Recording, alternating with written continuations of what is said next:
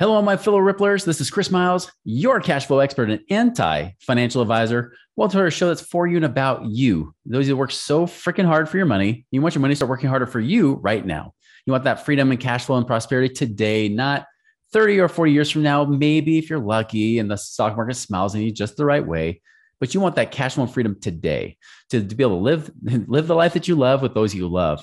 But most importantly, guys, about living a life of freedom and be able to create an impact in the lives of others. Because as you're blessed financially, as you're freed up yourself, you can do the same for others. So guys, welcome to our show. Again, thank you so much for tuning in and joining us today. If you haven't done so already, go to our YouTube channel, subscribe today to the Money Ripples with Chris Miles page right now. Chris Miles was able to retire twice by the time he was 39 years old, but he's not content to just enjoy his own financial freedom and peace of mind. Chris wants you to have your own ripple effect so you can live free today. He's not the financial advisor you expected. He's the anti-financial advisor you deserve.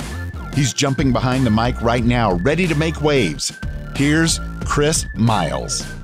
All right, guys. So I've got a special guest that, as you guys know, like I'm getting pitched daily, multiple times a day with guests. And I know Dustin has the same experience with his podcast as well, with a Successfully Unemployed podcast. But definitely wanted to bring him on because he's the founder of Master Passive Income, right? He's become one of the leading real estate rental property experts out there today. He even wrote his first book called How to Quit Your Job with Rental Properties, which goes right along the lines of what we talk about. And so really bringing Dustin on today to find out, how did he do it? How did he get out of that stupid job, right? You know, how did he become free? Just like you hear me talking about on this show, like how do we actually do what we've done? So excited to bring Dustin on here today. So Dustin, welcome to our show.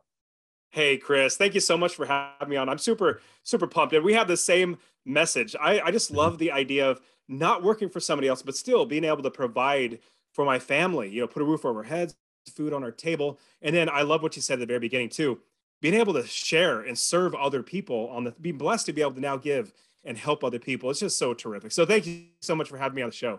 Oh man, it's a pleasure, man. And by the way, I love the shirt, Successfully Unemployed. I mean, that's exactly the title of this show right here, because, you know, I always tell people I'm unemployable anyways, right? Because of being an entrepreneur. But, you know, when you're successfully unemployed, it means, hey, I'm unemployed by choice. I'm work optional, isn't it?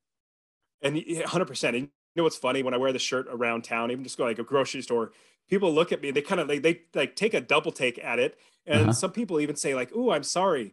And I'm like, "What are you sorry for?" Like they didn't get it, and then I have to explain. Well, it's successfully unemployed. Like I don't understand. You're happy that you're not employed? I'm like, yes, because I'm on welfare. No, not that. You caught me off guard there. No, it's rental properties. Like I literally own real estate. It makes me money and I don't have to work. So I'm successful.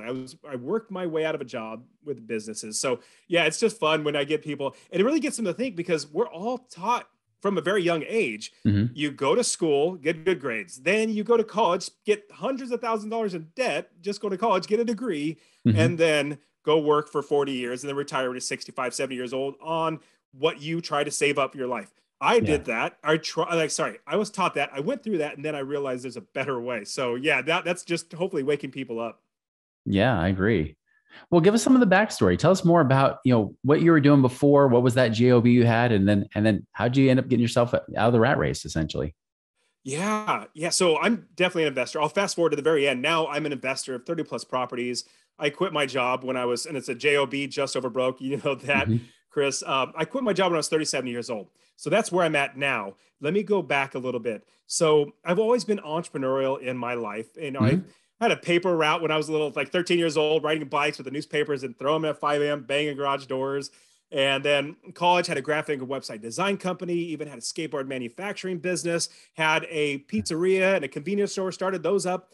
But at the same time, I always worked a 9-to-5 job. So I got to give you a quick, really, really quick story about what catapulted me into becoming an investor, full-time investor. Yeah. So I had one property at the time, but I was still working a 9-to-5 corporate job. Well, it was for the county government. So just doing technology, 9-to-5 job, sit down at the desk every day. Well, my wife and I started having kids. I've been working at this job for 10 to 12 years. And then my wife had our fourth child.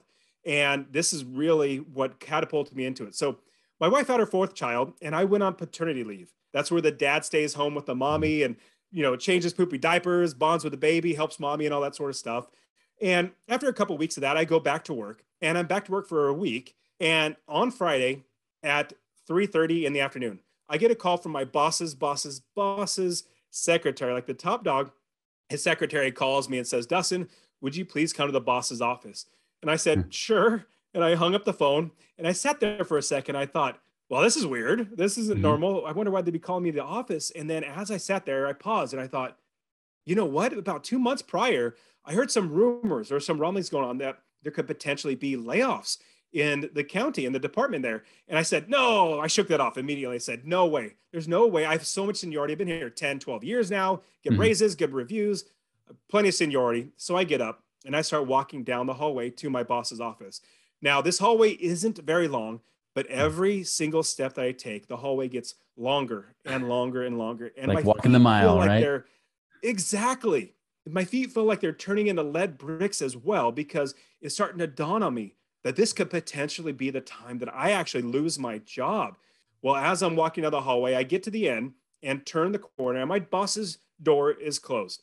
And I look at his secretary, and she says, Dustin, would you please have a seat? I say, sure. And I go sit down, and she's looking at me all like, she's sheepishly grinning at me and just trying to console me with her eyes, because she knows everything about what's going on. I know nothing about what's going on.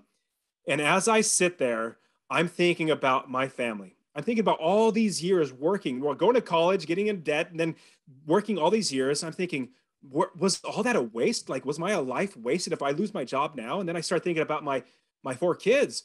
Oh my goodness, what's going to happen if I can't provide for my family? Does that make me a failure as a father?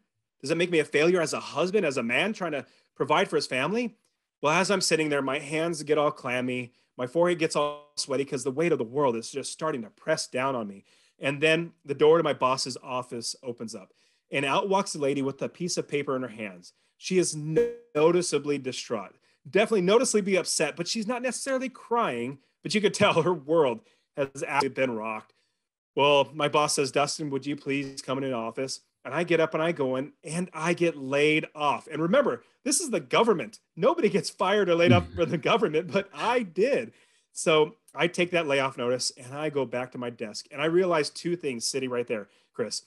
Number one, I need to get another job. I need to be able to provide for my family. So I was really blessed, praise the Lord, to be able to get another job in the same county, different department, sheriff's department, great office to work for.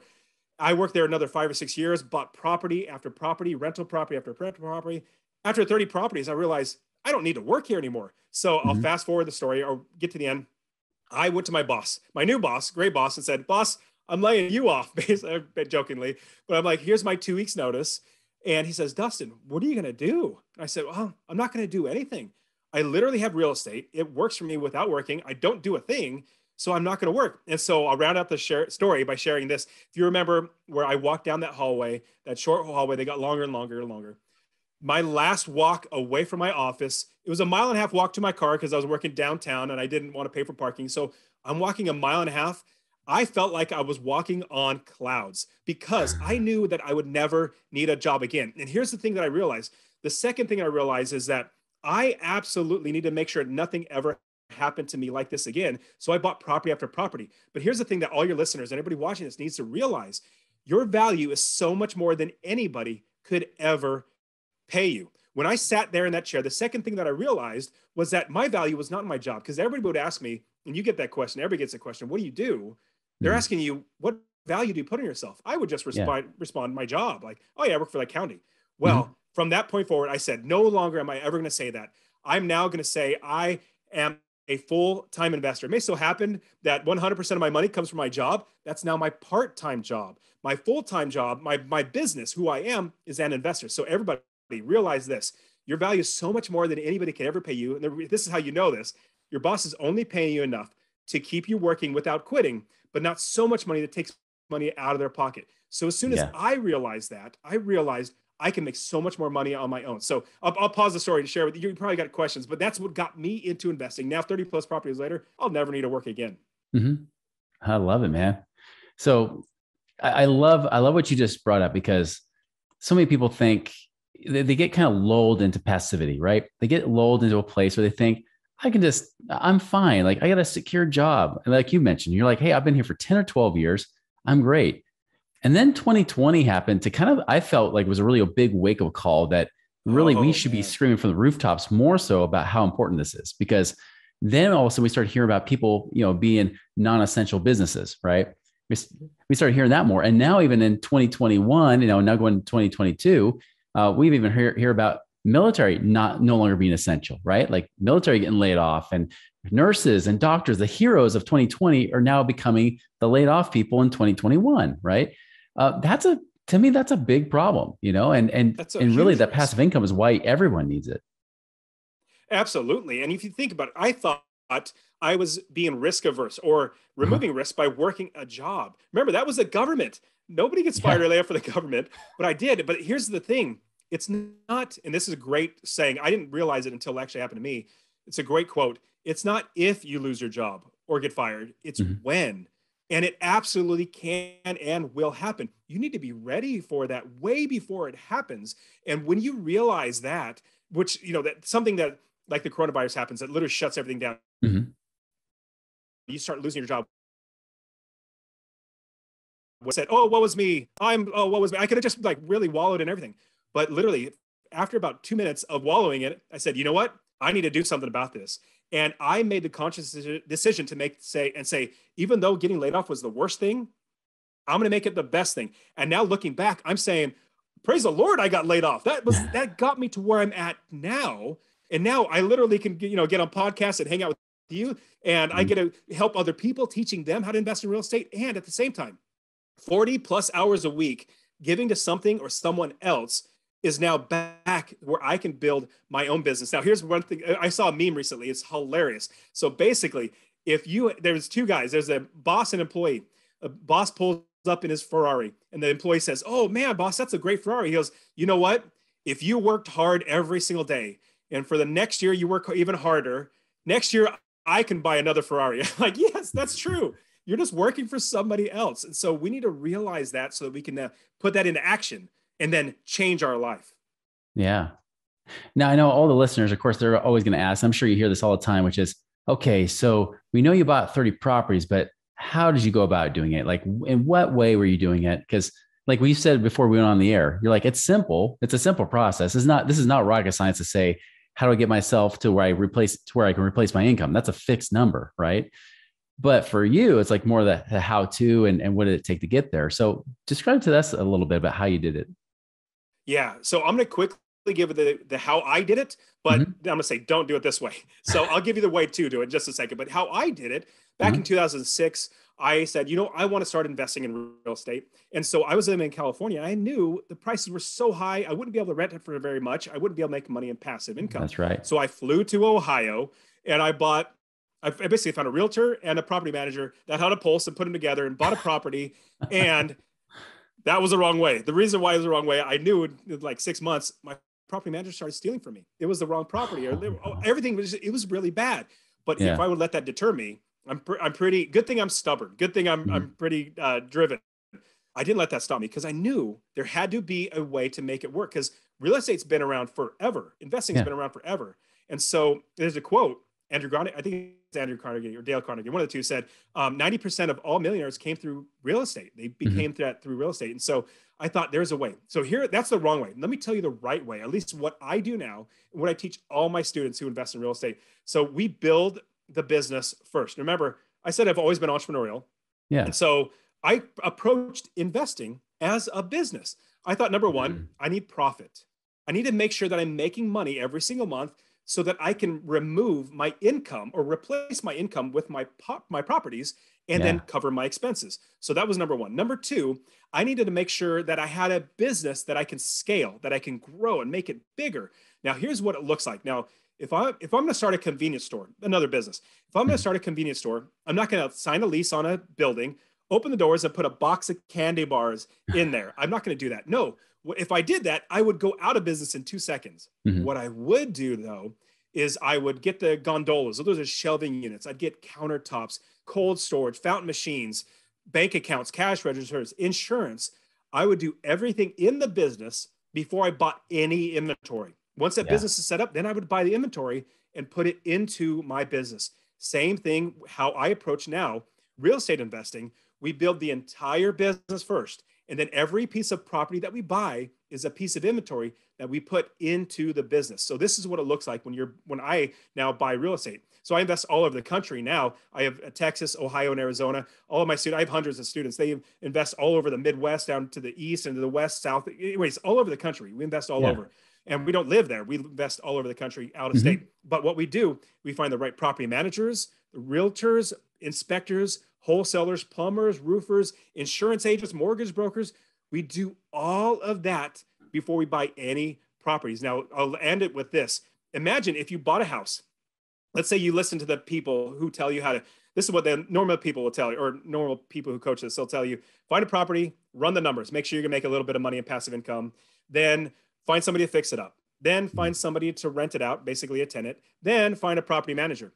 What happens if you get to the very end and you cannot find a property manager to rent it out, or every single property manager says, that's a bad area. I'm gonna get shot if I go in there. I'm not gonna go there. Well, now instead of an asset, you have a liability. Instead of doing that, why not, before you buy the property, have the experts on the ground, property managers, realtors, all these people tell you, yes, this is a good property, or no, that's a bad property. They're the experts. Like Zillow is not the expert. Realtor.com, Redfin, those are not experts. The experts are the ones literally on the ground. So what we do, we build the business, hire the experts, and then they are making sure that we buy the right properties and that we have them manage the properties. I love it. That's true. You got to have the whole thing prepared and done first before just buying the property and like, oh, well, now what do I do? You got to have that team in place. And it feels like it's a long path, but in truth, that's actually a shortcut, isn't it? You hit the nail on the head, Chris. I mean, you're 100% right. Because when I'm coaching students, the longest part is doing this. It's building the business. But here's what happens. Once you've done this, once you've built the business, it literally does it for you. Now, a lot of people have heard or read the book, The 4-Hour Work Week. Well, in my opinion, 4-hour work week is for suckers. I don't want to work 4 hours a week. I don't even want to work 30 minutes a week. I maybe work 30 minutes a month on all of my rental properties. And I just basically pull up the property management statement, look at it, say, okay, everything looks good, set it aside. Now what I do is I have time to play with the family. I have time to go to the gym, time to get on podcasts and talk to great people like you, because I built the business first. And then in doing that, I made sure that it's now so fast for me to buy the next property. Remember, we're scaling the business. If you buy one property that makes you $250 a month at the minimum, that's $3,000 a year in passive income. If you bought 10 properties at $250 a month, that's $2,500 a month in passive income. That is $30,000 a year. 20 properties is $5,000 a month, $60,000 a year without working. And so in doing that, what happens is, like you said, it might seem long, but it would be so much longer if you had a money pit you were actually losing money on. That would feel forever. This short little time that's going to take to build the business, it's going to seem like it's a long time. Now, when I buy another property and scale the business, it takes maybe an hour of my time. I have a wholesaler, let's say it's a wholesaler or a realtor, send me a property. I look at my email. Oh, yes, I'll buy it. Put an offer. That takes what, 2 minutes, 5 minutes at most. And then they come back and say, we would negotiate another 10 minutes, 20 minutes. Eventually, after putting in the offer, wiring the money, all that sort of stuff, it's an hour of my time. And then I have everybody do all the work. I love it, man. I mean, that's the thing I love about that perspective, right? Because it's not just about investing, which a lot of people are like, yeah, I want to buy investments. But what you're really saying is, no, you're actually creating an investing business, right? This is a business 100%. That you're putting effort into. If you get the systems put in place, whether it could be some upfront work, you get those in place. Now you get to back off your time. Then it becomes much more quote unquote passive, even though it's not truly 100% like you don't do anything, but still, like you said, you can be making tens of thousands, if not hundreds of thousands of dollars a year, working very, very little in comparison. So. 100%. Now, looking back now, what got me out of that mindset of, getting a career, it was about passive income. That got me, that's why I started Master Passive Income, that's my company that I coach people. But anyways, what happened was I was quitting my job. And as I was quitting my job, I had so many friends and family members said, Dustin, what are you going to Like, how are you going to, not work a job? I said, well, I have real estate. And the second question always came, well, can you show me? And so I started showing people one-on-one, and then eventually led into like podcasts and all that, YouTube channel and all that sort of stuff. But with that, now I have 40 plus hours a week because I'm not working for somebody else. That's right. From that, I'm building more businesses. I literally have 4 or 5 businesses that are making me money. Now, I will say, because a lot of people heard the term passive streams and streams of income. Yeah. I love streams of income. Don't get me wrong, plenty of ways, but I love a river of income first. So I set out to create a business that created a river of income. That's my real estate investing. But then now I have so much extra time that I'm able to create more streams of income, but all those streams go back into my river of income, which is my real estate. Man, I love it. Well, this is such good stuff, man. I really appreciate you being on today. If people do want to find out more about your school, right, or about your training program or anything else, or want to follow you, what's the best way for them to do that? Oh yeah, thanks, Chris. So actually, I have a free course I could literally give to everybody. So do you mind if I share that with them? Please. Awesome. So I just want people to see this. I literally give this stuff away for free. I just want you to learn how to do that. If you text the word rental, RENTAL 2777, I'll literally give you my real estate investing course completely for free. It'll show you how to find out the country to invest, how to build the business, make sure you're doing it right, making $250 a month, how to scale the business, quit your job. I'll literally give that to you for free. Or you can get to go to masterpassiveincome.com/free course. All one word, /free course. I'll give it to you. Plus, I have my podcast, the Master Passive Income Podcast, the YouTube channel, Master Passive Income YouTube channel, literally just giving all this stuff away. So I'm just your next door neighbor that said, you know what, I figured this out. Let's all help each other out. So like you said from the very beginning, we can just help so many more people. Plus, I also just love talking about this. It's just a lot of fun for me. I appreciate it. Yeah. And one more time, give me that text number for that rental course again. Absolutely. So if you text the word rental, RENTAL to 33777, 33777. Good numbers. All right. We'll make sure to have that in the show notes, and for everybody to be able to check that out as well as the online. You can go check out that as well as the show. So everybody, we talk about all the time about, learning and education and using that to take you to that next level. But the truth is, until you apply it, the learning doesn't do anything for you, right? It's about how you can actually take action on it. So guys, don't be a listener of these podcasts, but be a doer as well. Go and make it a wonderful and prosperous week. And we'll see you later.